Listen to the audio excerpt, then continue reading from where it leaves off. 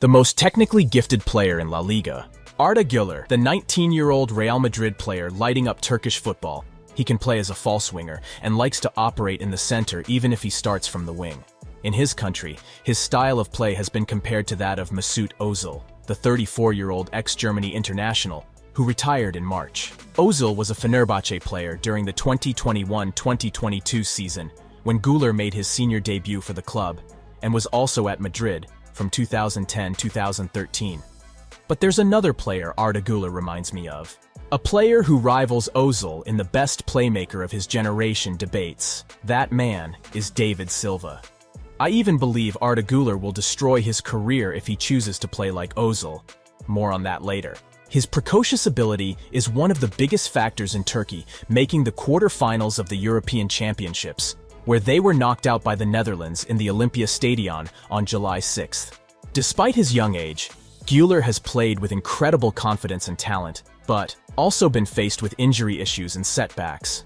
Guler's left foot is magic, and his touch is silky smooth, and his father played a role in this. When the new Real Madrid player was a toddler, his father would place balloons in front of Guler's left foot to encourage him to kick with his left side in practice. We didn't have any left-footers in our family, so I put balloons and footballs in front of his left foot so he would use it more, his father once explained in an interview. At just 9 years old, Guler began his career at Ankara-based club Gençlerbirliği in 2014, when he joined Fenerbahce in the youth ranks in 2019.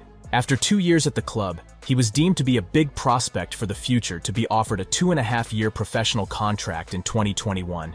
The first ever professional game of his football career was made on the 19th of August 2021, where Fenerbahce faced Finnish club HJK. Although not making a massive impact in this game, Fenerbahce ended the bout with a 1-0 victory, and a few days later, in his first Turkish Super League match, Guler assisted Miha Zajc in a 2-0 win over Antalyaspor. He gained increased playing time gradually, and eventually became the team's youngest ever goal scorer. In March 2022, having turned 17 only 3 weeks prior.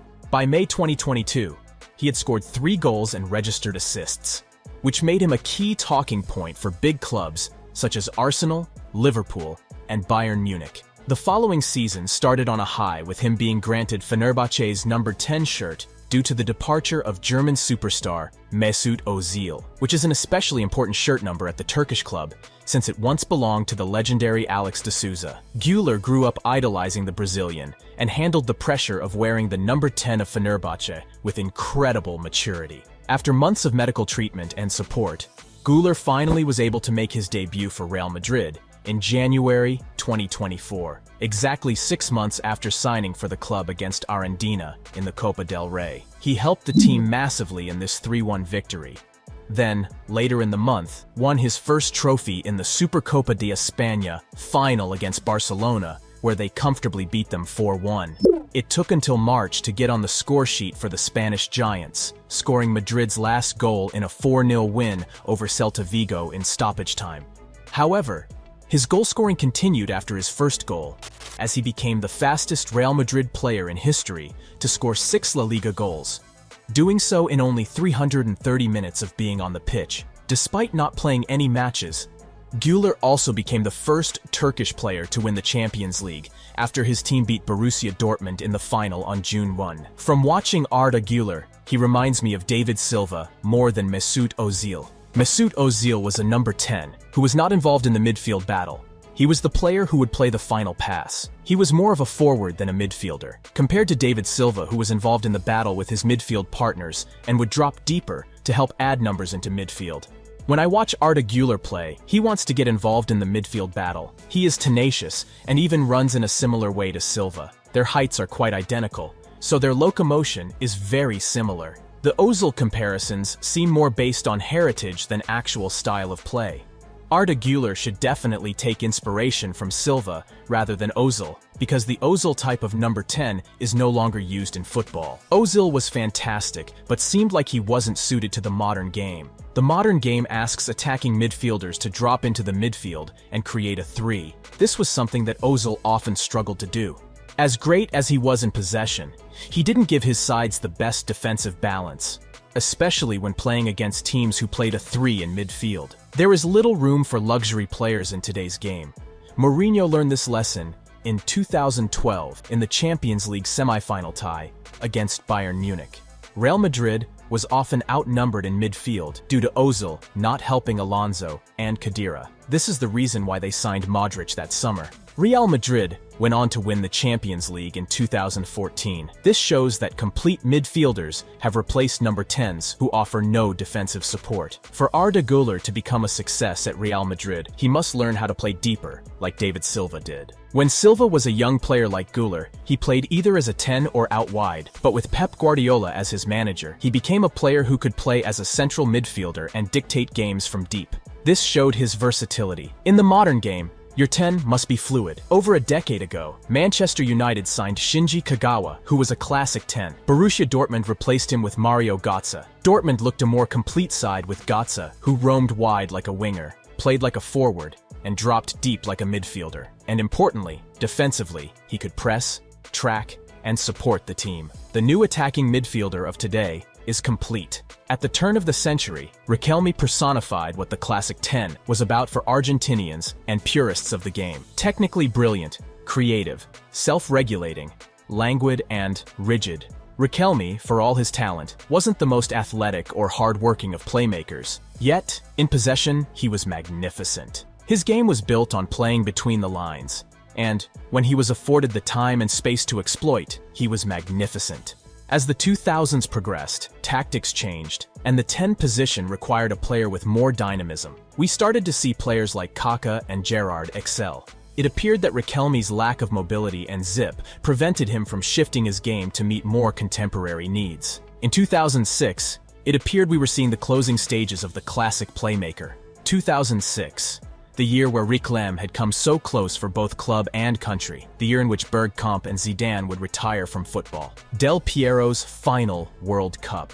Was this the passing of the baton? The old-fashioned 10 swan song before a new era was to emerge. During the 1990s and early 2000s, the number 10 would take up a position between the opposition's defense and midfield and seek to run the game in this area. For many years this worked, and these players became masters on the pitch. However, the 4-2-3-1 effectively closed off this space. As coaches began to stifle the space in which the 10 liked to operate, with the introduction of the defensive midfielder, the 10 had to change how they played. No longer could the 10 simply stay in the hole between the defense and midfield, because many sides were now plugging that space with defensive midfielders. The introduction of 2 holding midfielders was introduced to guarantee that the space for the 10 was shut off entirely. The spaces which the 10 loved to exploit had been taken away.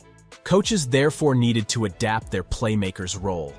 Instead of playing in the hole, they now sought to make their 10s more lateral in their movement, to play wider to create space for both them and others. The reasoning was that this creative player could find more space and time to create for the team, or that if the defensive midfielder was instructed to stay close to the playmaker, then their movement away from central areas would open space centrally for others to exploit. During the mid-2000s, as the game became more physical and athletic, it was clear that the 10 had evolved to become more of a strong midfielder who would possess not just skill, but athleticism too. And yet just as the athletically powerful 10 was prospering, a new type was coming through, one which was set to dominate football and change the course of the future game more than any other. If the turn of the century was the era of the laid-back 10 with the rise of the athletic 10, then the Barcelona era was most certainly the era of the fluid 10. We were now seeing players who roamed into wide areas to create the time and space to expose the opposition. When Barcelona lifted the Champions League in 2006, it was a sign of things to come. Although Ronaldinho and Samuel Eto'o would steal the spotlight, the success that night pointed to where the game was going. Players like Iniesta and Deco highlighted the new type of playmaking midfielder. Deco had previously conquered Europe with Porto under Jose Mourinho in 2004, showing his brilliance in the 10 role. He was a sign of things to come. Andres Iniesta is arguably the greatest playmaker of the 21st century. Barcelona and Spain would dominate games with his skill, poise, and control. As Alex Ferguson said, before the 2009 Champions League final. I'm not obsessed with Messi. Iniesta is the danger. He's fantastic. He makes the team work. The way he finds passes, his movement, and his ability to create space is incredible. He's so important for Barcelona. In the modern world of football, with restricted space and time, the importance of players finding and exploiting space and possessing excellent technical ability, poise and intelligence were now fundamental.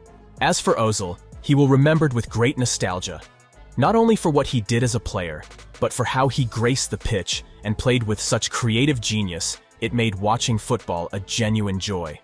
But because he is one of the last of his kind, while the role may have evolved and not died, there is no doubt in my mind that the Ozil-type playmaker will not be seen at the top levels of the game again. The game has got quicker, and space has become more restricted. The needs of the modern game require not only physical speed and athleticism, as well as a mentality and willingness to defend, but also a move away from fixed positions and the embracing of fluid football. Ozil's characterizes an era and a personality which isn't seen in the modern game. A retro footballer who played to the beat of his own drum and who played the game his way. This freedom of expression has been nullified somewhat by the ever-growing micromanagement of tactical systems and strategies. While technical skill and speed appear to be getting better and quicker, that sense of freedom on a pitch has been seemingly lost. This is why Arda Guler must follow in the footsteps of David Silva and become a complete attacking midfielder. Do you believe the classic 10 is a thing of the past? Let us know below.